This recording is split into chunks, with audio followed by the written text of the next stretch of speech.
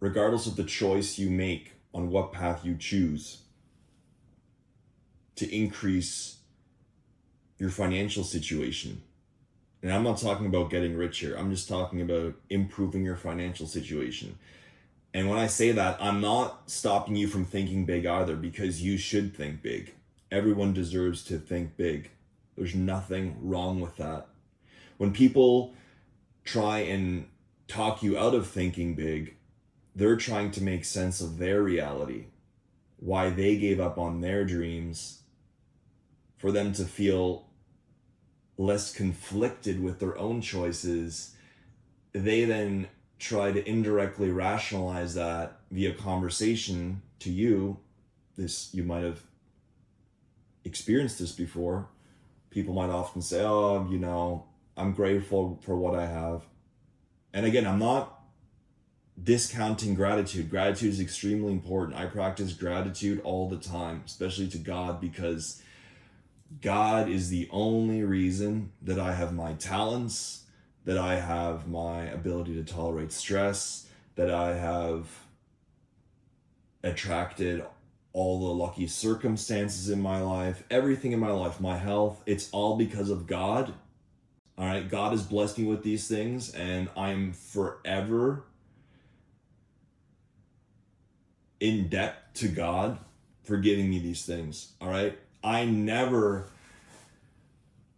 say, oh, I reached this goal because of what I did. No. God allowed me to have the aptitude, to have the situations to reach these milestones. So I want to get that out of the way first, because I think it's extremely important to show gratitude and respect to God. Next, I'm going to go back to the topic I was talking about before. And again, I'm doing this all off the cuff, by the way. I don't go off script, so I might just go a little bit off topic sometimes. But basically, going back to the earlier topic about, not commenting on which path is viable to improve your financial situation. The whole point of me saying all of that, and obviously it's good to think big, but what I was trying to get at is, regardless of the path you take, it is vital to work on attributes that will increase the probability of your success as much as possible. And I think one of the most important attributes is one's ability to tolerate stress.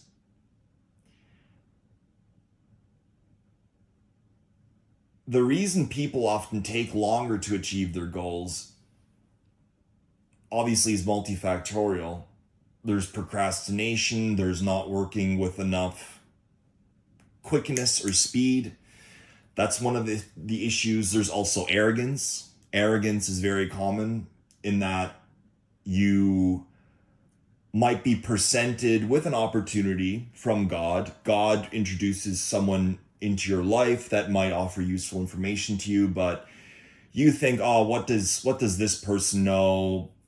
I know better than this person. So you're basically, without objectively analyzing the information they're trying to share out of the goodness of their heart, because most people share information out of the goodness of their heart, just like I'm doing. I'm passionate about this stuff. I'm sharing information because I genuinely want to help people. I think it's very, very important, and I think God put us on this earth to help other people and to be kind to other people as well. But essentially, arrogance is also frequently seen with this. So these are some of the factors, but when it comes down to one of the most important ones, I believe being able to tolerate stress is the most important one, because once you start either, starting a business or whatever you're planning on doing to increase your financial situation, there's going to be stress involved in that. You're going to have to learn things. You have to comprehend new information. If you have trained your limbic system and your emotional system with a lot of garbage content, for example, I'm going to say this: social media is absolutely amazing. And I actually don't like when people negatively talk about social media, because social media has a wealth of information where you can learn about so many different topics, with whether that's physics, whether that's science, whether that's motivational content, whether that's geography. It's just amazing the amount of information. But like everything, it's a tool. You have to use it correctly. So if you find a good page with informational resources, you can go there for information. So you just have to use it correctly. But if you're constantly just, watching movies all day long, or you're constantly just using technology for recreation, and this is kind of the defining factor here.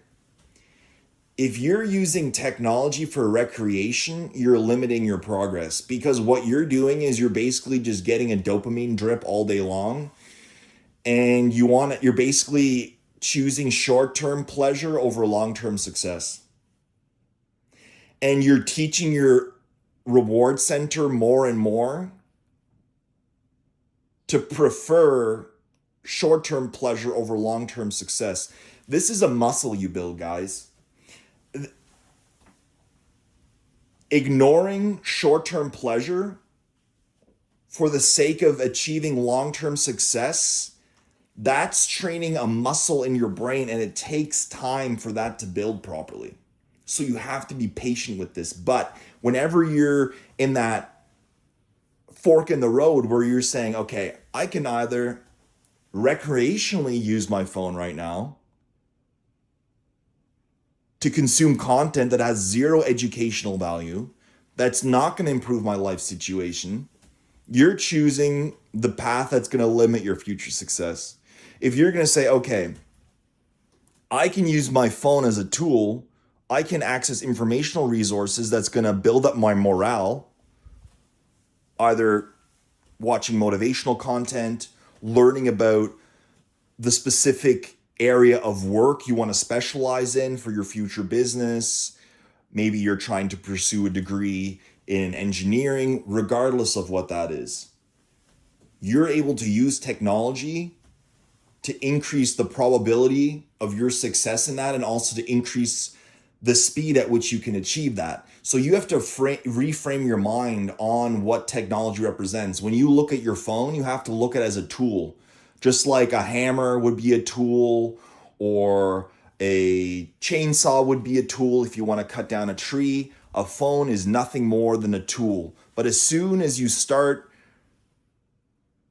dissociating from your phone, you automatically start categorizing technology as recreational. That's the problem. And it comes down to this, guys. This is what I've realized on my own. If you don't consciously make the choice of categorizing your laptop, your phone as work tools, by default, your limbic system is going to categorize them as recreational items, where you go to watch YouTube, whatever. It doesn't really matter. YouTube is amazing. I'm just saying, like, if you were to like watch recreational content on YouTube, that's not going to help you, right? That's just going to like pass time, essentially.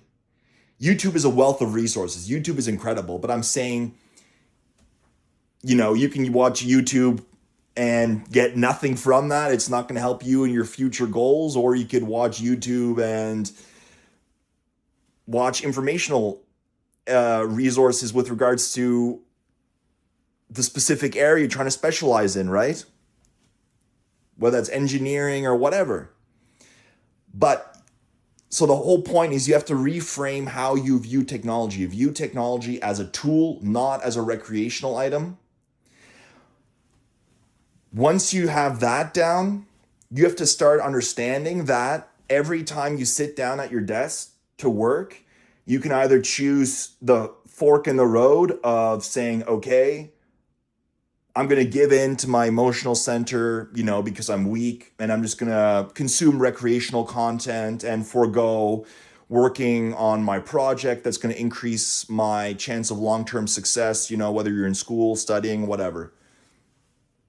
So if you make that decision, you're going to you're going to strengthen the other muscle you don't want to strengthen, which is basically you're going to worsen your impulse control. You're going to be more impulsive, and you're going to increase the probability of making the same decision again next time.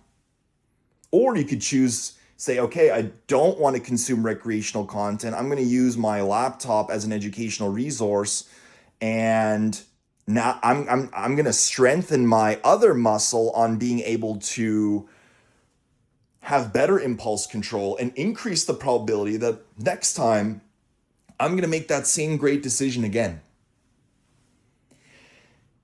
These two philosophies, what they're going to do is they're going to strengthen your prefrontal cortex, because there's a constant battle going on in your brain between your prefrontal cortex and your limbic system. Your limbic system is the emotional part of your brain. Your prefrontal cortex is the part of your brain that is involved with executive function, right? With a strong prefrontal cortex, you have great impulse control.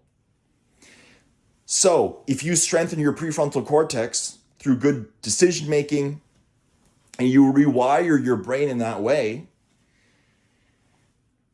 what's going to happen? What's going to happen is you're going to be more resilient to stress. And the times where you're stressed, you're going to have a lower probability of giving in to using technology for recreational content, and you're going to have a higher probability of working on something that's going to increase your chance of long-term success, because essentially stress momentarily weakens the prefrontal cortex's ability to work properly.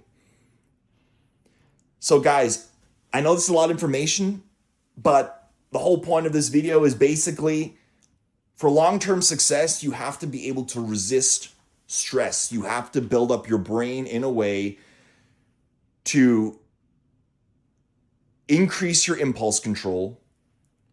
And that's built through habits, through constantly being conscious of the choices that you make,